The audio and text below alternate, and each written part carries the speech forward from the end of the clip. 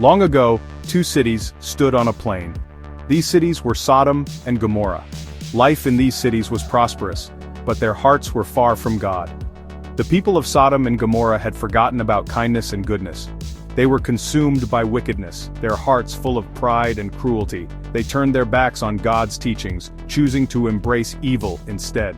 Their days were filled with selfishness and sin. The cries of the poor and needy fell on deaf ears. The people had lost their way, straying far from the path of righteousness. Their hearts, once filled with the potential for good, had grown cold and dark. Their wickedness reached the heavens, a stench in the nostrils of the divine. God saw their corruption and heard their cries of injustice. He knew that their wickedness could not be allowed to continue. He decided to destroy the cities as a lesson for all time. In Sodom, amidst the wickedness, lived a righteous man named Lot. He was a good man, a beacon of light in a city consumed by darkness. Lot believed in God and followed his laws, remaining faithful even when surrounded by evil. He opened his home to strangers, offering them food and shelter. One evening, two angels, disguised as men, arrived at Sodom's gates. They were weary from their journey and sought a place to rest. Lot, seeing their weariness, welcomed them into his home. He offered them food, water, and a safe place to sleep. Lot's hospitality was a testament to his righteous heart. He showed kindness to strangers, even in a city where such acts were rare. He understood the importance of compassion and generosity, values that had been forgotten by his neighbors. News of the strangers reached the ears of Sodom's men. They were a mob, consumed by their desires. They surrounded Lot's house, their intentions dark.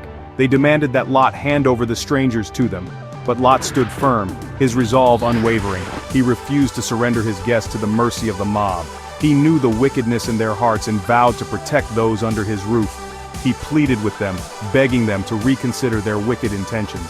The angels, seeing the danger, intervened. They revealed their true nature, their eyes flashing with divine power.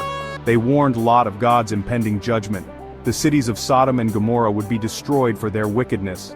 Lot and his family were instructed to flee. They were to leave the city and never look back. God, in his mercy, was sparing them from the destruction. Lot and his family fled Sodom, their hearts heavy with sorrow. As they journeyed, a rain of fire and brimstone fell from the heavens. Sodom and Gomorrah were consumed in a fiery inferno. The cities that had once teemed with life were now nothing but smoldering ruins. Lot's wife, disobeying the angel's warning, looked back at the destruction. In that instant she was transformed into a pillar of salt. Her fate served as a stark reminder of the importance of obedience to divine guidance. The tale of Sodom and Gomorrah is a cautionary one. It teaches us about the consequences of wickedness and the importance of following God's laws. Yet it also highlights the potential for redemption and the power of faith in the face of adversity. And so, the story of Sodom and Gomorrah serves as a timeless reminder to choose righteousness over wickedness, compassion over cruelty, and obedience over defiance. For in the end, it is our choices that determine our fate.